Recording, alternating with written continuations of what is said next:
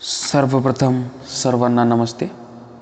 काही दिवसांआधी भारताच्या केंद्र सरकारने अग्निपथ नावाने योजना सुरू करण्याची घोषणा केली आहे, ज्याद्वारे भारतातील 17.5 ते 21 वयोगटातील तरुणांना सैन्यामध्ये नॉन कमिशन्ड रँकवर जाता येईल. या चालू वर्षी तब्बल 46,000 सैनिक या योजनेअंतर्गत भरून घेता येतील. निवृत्तीच्या वेळी त्यांना 11 लाख रुपयांचं पॅकेज मिळणार आहे आणि या व्यतिरिक्त अपंगत्व आल्यास 15 लाख ते 45 लाख रुपये आणि शहीद झाल्यास तो जवान त्याला 45 लाख रुपये त्याच्या परिवाराला देण्यात येतील. ह्या काही गोष्टी आहेत जे भारतातील तरुणांना या योजनेकडे प्रचंड आकर्षित करत आहेत. पण मित्रांनो, एवढं सगळं असताना सुद्धा या योजनेला विरोध का होतो आहे? संपूर्ण देशामधून न भूतो न भविष्यती असा विरोध ह्या योजनेला होतो आहे. याची काही प्रमुख कारणं माझ्या निदर्शनात आली आहेत. ती याप्रमाणे: अग्निवीर त्याच्या वयाच्या 18व्या वर्षी जर सैन्यामध्ये भरती होत असेल तर तो जेमतेम फक्त 12वी पास असतो. अग्निवीर वयाच्या 22व्या वर्षी निवृत्त होईल आणि ऐन तारुण्यामध्ये जेव्हा नोकरीची त्याला गरज असेल तेव्हा तो अग्निवीर जर निवृत्त झाला तर पुढच्या आयुष्याचं काय करायचं? निवृत्तीच्या वेळी अग्निवीराकडे एकही UGC मान्यता प्राप्त डिग्री नसेल. याच कारणामुळे तो बहुतांश नोकऱ्यासाठी अपात्र ठरू शकतो. अग्निवीर व्हायचंय म्हणून 10वी नंतर बरेच तरुण या नावाखाली चालू असणारं त्यांचं शिक्षण देखील सोडू शकतात. सरकारकडून दावा केला जातोय की अग्निवीर एवढे कौशल्यपूर्ण होतील की सर्व्हिसमध्ये रिटायर झाल्याच्या नंतर कुठेही त्यांना नोकरी मिळू शकते. पण मित्रांनो, सैन्य कौशल्य सामान्य आयुष्यामध्ये रोजच्या कामाला येत नाही.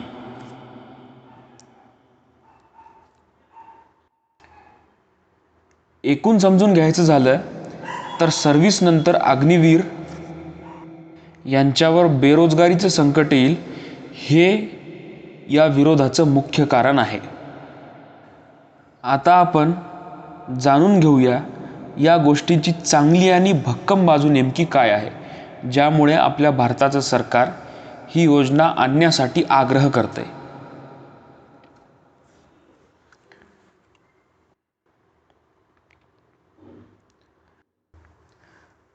भारतीय सैन्यासोबत काम करण्याचे एक अविस्मरणीय अनुभव एवढ्या कमी वयामध्ये त्या तरुणाकडे येऊ शकतो. आपल्याला त्या प्रत्येक तरुणाचं भाग्य मानलं पाहिजे ज्याला फक्त वयाच्या 18 वर्षामध्ये भारतीय सैन्यातील मोठमोठ्या अधिकाऱ्यांचा सहवास लाभेल. हे काही साधी गोष्ट नाही आहे. या व्यतिरिक्त प्रत्येक अग्निवीराला देशभ्रमंतीचा अनुभव आणि आपला देश नेमका कसा आहे हे देखील समजून घेण्याची संधी मिळेल. ही झाली प्रत्येक अग्निवीरांना मिळणारी काही वैयक्तिक फायदे. यानंतर आपल्या भारत देशासाठी या अग्निवीर योजनेचे, अग्निपथ योजनेचे प्रचंड मोठे फायदे आहेत. ते पुढीलप्रमाणे: भारतीय सैन्याचं सरासरी वय आजच्या तारखेत 32 वर्ष एवढं आहे. मेक अ नोट, 32 वर्ष. पण सर्व अग्निवीरांची भरती करून घेतल्याच्या नंतर हे वय सरळ 26 वर्षांवर येईल. म्हणजे आपण जगामध्ये एक तरुण लष्कर म्हणून ओळखल्या जाऊ. 2022 या वर्षामध्ये रुपये 5.25 लाख करोड हे भारताचा संरक्षण बजेट आहे, ज्यामधून 1,19,696 करोड रुपये फक्त निवृत्त सैनिकांच्या पेन्शनमध्ये खर्च होतात.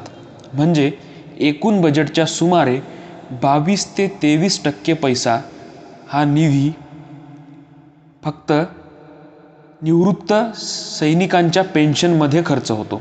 हा जर पैसा आपण सैन्याच्या आधुनिकीकरणाकडे वळवला तर प्रचंड ताकदीची आणि प्रचंड आधुनिक अशी अस्त्रशस्त्र आपल्या सैन्याला घेता येऊ शकतात, हे आपल्या सरकारचं म्हणणं आहे. ज्या अर्थी मित्रांनो प्रत्येक नाण्याला दोन बाजू असतात, अगदी त्याच प्रकारे आपण या अग्निपथ योजनेच्या दोन्ही बाजू अत्यंत व्यवस्थितपणे समजावून घेतलेल्या आहेत. अग्निपथ योजना लागू केली तर काय होईल आणि जर लागू करवायची नसेल तर काय होईल. मुख्य प्रश्न अग्निपथ योजनामधून अग्निवीर सेवानिवृत्त झाल्यानंतरचा आहे. तो मुख्य प्रश्न असा आहे की अग्निवीर एकदा सेवानिवृत्त झाल्याच्या नंतर त्यांच्या आयुष्याचं काय.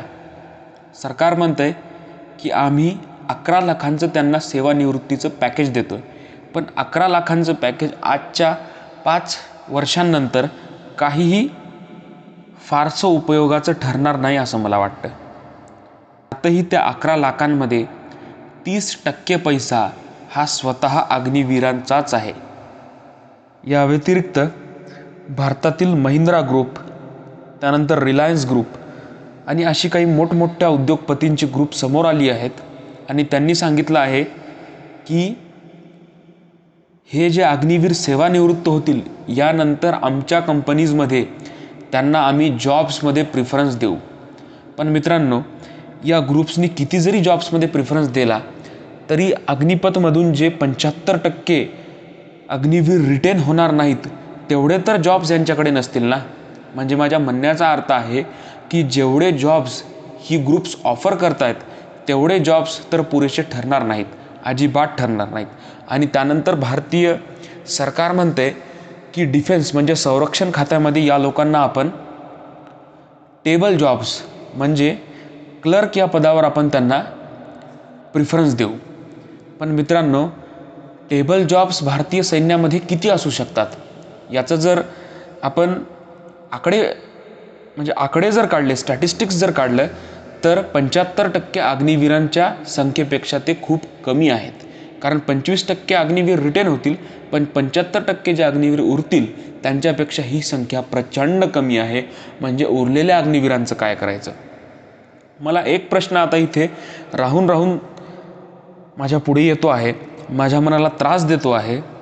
तो म्हणजे जर भारतीय सैन्याचं आधुनिकीकरण करायचं असेल तर फक्त अग्निवीरांना रिटायर करून का करताय, किंवा जे भारतीय सैन्याला पेन्शन आपण देतो आहे त्यामध्ये कपात करून किंवा त्यामधून पळवाटा काढून का करताय.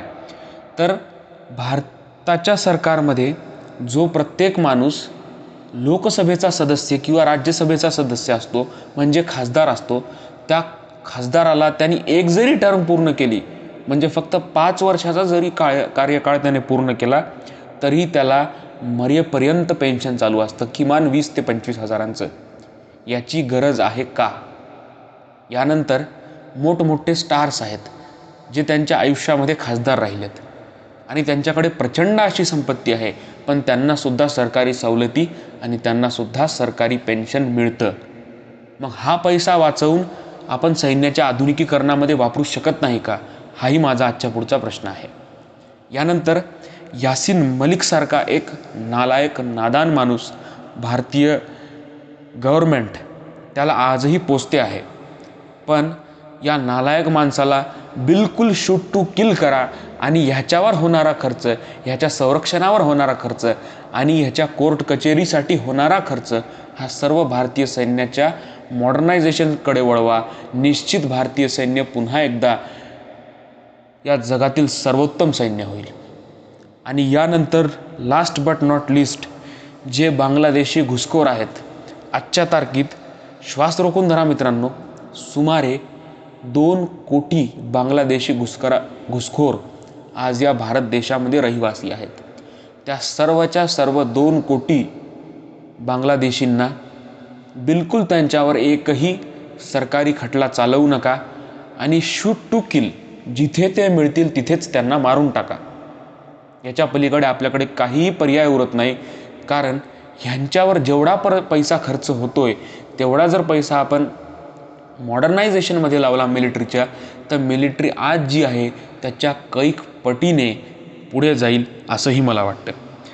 आणि फायनली जर अग्निवीरांना आपल्याला भरती करून घ्यायचंच असेल अग्निपथ योजना जर गव्हर्नमेंटला आपल्या लावायचीच असेल तर मात्र एक गोष्ट आपल्याला करावी लागेल, जी मला माझ्या विवेकबुद्धीला सुचली आहे. बघा मित्रांनो, तुम्हाला पटतीये का? 4 वर्ष 12वी झाल्याच्या नंतर हे अग्निवीर भारतीय सैन्यासाठी काम करतील, भारत मातेची सुरक्षा करतील. 4 वर्षामध्ये BA किंवा BCom ही डिग्री त्यांच्या सर्व्हिसच्या वर्षांमध्येच त्यांना बहाल करायला हवी.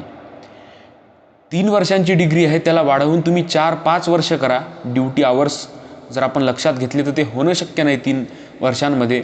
4-5 वर्ष ही डिग्री चालवा.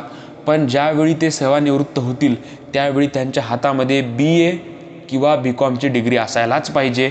हा फायनल तोडगा आहे.